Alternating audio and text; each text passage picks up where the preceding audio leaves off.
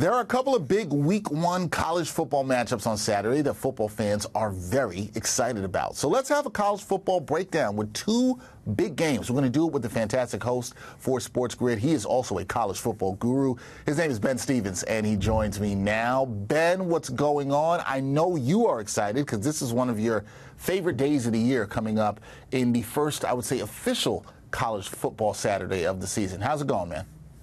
Dexter, I am so juiced up. I am so hyped up. I am so excited right now. The first full Saturday of the 2024 college football season. To your point, official, full, however you want to categorize it, 67, let me repeat that, 67 FBS college football games on this first full Saturday of the season. I can hardly wait. Yeah, you can hardly wait. That's a lot of games, folks. And if you are a college football junkie, and I mean that with love, then this is your day for you right here. Let's start with number 8, Penn State versus West Virginia. Folks know me. I'm a Pitt alum. I can't really root for anybody in this game, but the Nittany Lions, they travel to Morgantown. Both teams have high expectations heading into this season. They're looking to make a statement in Week 1. What do you believe is at stake for each team in this matchup? Dexter, there's a lot of bad blood between these two programs. This is the 61st all-time meeting between Penn State and West Virginia. They have not played often in the last 2 decades or so, but they did meet up last year early in the season as well. Penn State won by 23.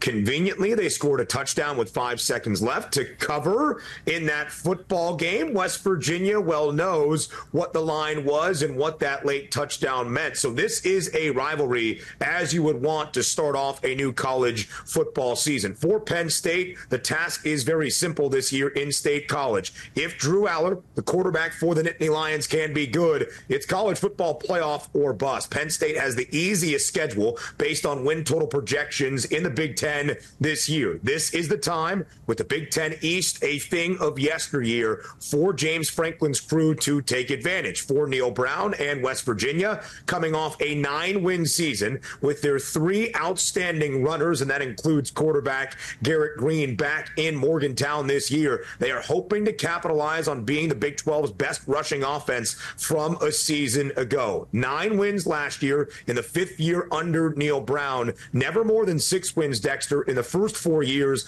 of Brown's tenure in Morgantown. Can they take 9 wins in a bowl victory with a Mayo Bath in the Duke's Mayo Bowl and lead it into more optimism in 2024?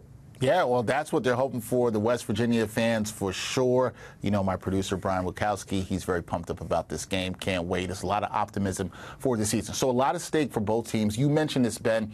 West Virginia, they've been noted for their dynamic offense, particularly their ability to run the ball. What can Penn State's defense do to effectively slow them down in this game?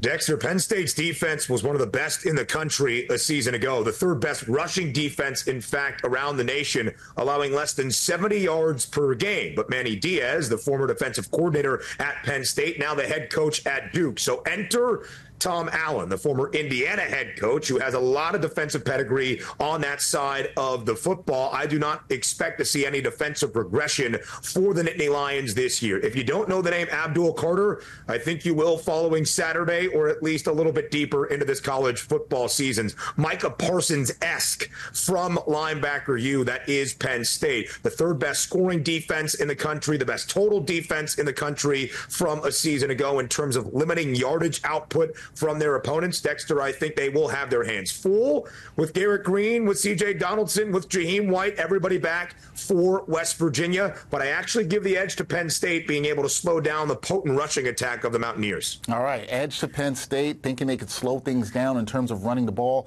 for West Virginia. We'll see how that plays out. Before we get to predictions, let's move over to the ACC-SEC matchup that everybody's talking about in Week 1.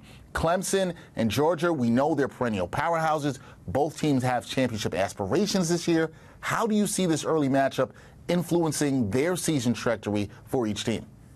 Yeah, Dexter, it's not just this season in 2024 in the trajectory for either of these two programs. Georgia enters the year the top-ranked team in the country. Clemson still in the top 15 as well, ranked 14th around the nation. It really kind of shows, based on this year's season opener to begin 2024 and comparing it to the 2021 season debut between these two teams, the trajectory of these two programs over the last 3 seasons. Entering that 2021 opener in Charlotte, Clemson was a 3-point favorite on a neutral field as they had just reached the college football playoff for 6 consecutive seasons entering 2021. Now, Clemson sees themselves as a 12.5-point underdog, nearly 3 scores of difference against the Georgia team that since that opener in 2021, Dexter, has lost 2 football games in their last 46, in both in the SEC championship against Alabama. Georgia has 1 loss in its last 30 games over the previous 2 seasons. Again, last year's SEC title game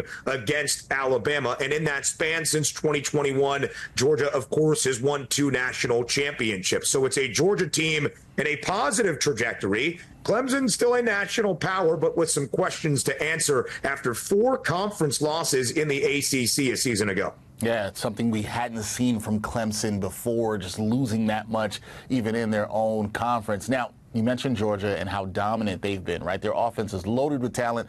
Clemson, they do have a formidable defense. How do you predict that these units will fare against each other on Saturday?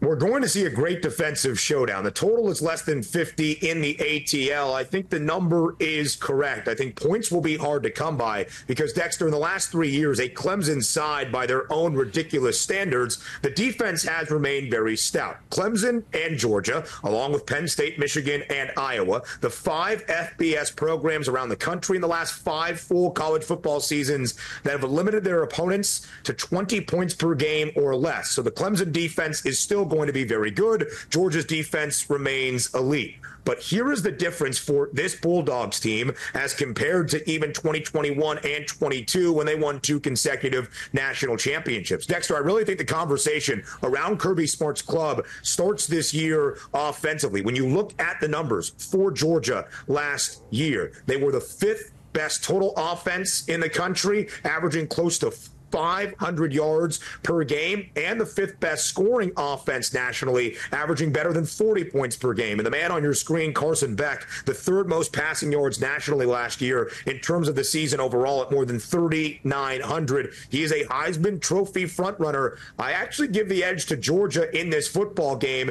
and winning it maybe even comfortably over Clemson, not because of the defense, Dexter, but because I think the conversation starts offensively for the Bulldogs this season. All right. The offense for the Bulldogs expected to be very prolific. We'll see how they do. All right, Ben, here we go. Prediction time.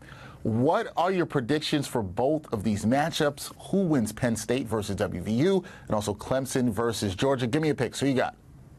I give Penn State the edge over West Virginia. I do think it's a closer game than last year's 38-15 ball game. Again, Penn State scoring with just 5 seconds left. But I give the edge to Tom Allen in his debut as the defensive coordinator for the Nittany Lions and being able on the defensive side of the football to slow down a great rushing attack even in Morgantown for WVU. And again, I really think Georgia is able to win this game comfortably. I'm very optimistic about the Dogs. I don't know necessarily what Clemson will be able to put up offensively. Cade Klubnik takes over as the starter for a 2nd consecutive season. Consistency and congruency with offensive coordinator Garrett Riley there in Clemson, South Carolina as well. But I think Georgia makes it very difficult for them on that side of the football and the Dogs' offense too much. I think Georgia wins by double digits. All right, going Penn State, going Georgia to cover, winning. Oh, you didn't say cover. You said win by double digits, not cover necessarily. But maybe cover, though. Maybe cover. Close enough. We'll see if they do. 13.5 was the line there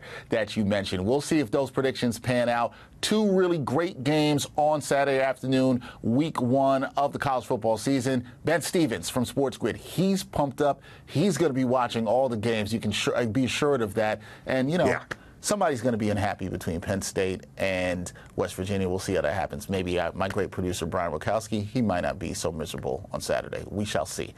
Ben, always a pleasure talking some college football with you. Thank you so much, sir. We will do this again soon. Dexter, I appreciate you having me. And regardless of the outcome in Morgantown, you, the Pitt alum, I think you'll be happy. One team's got to lose. Hey, you're right about that. One team's got to lose. Let's go Pitt.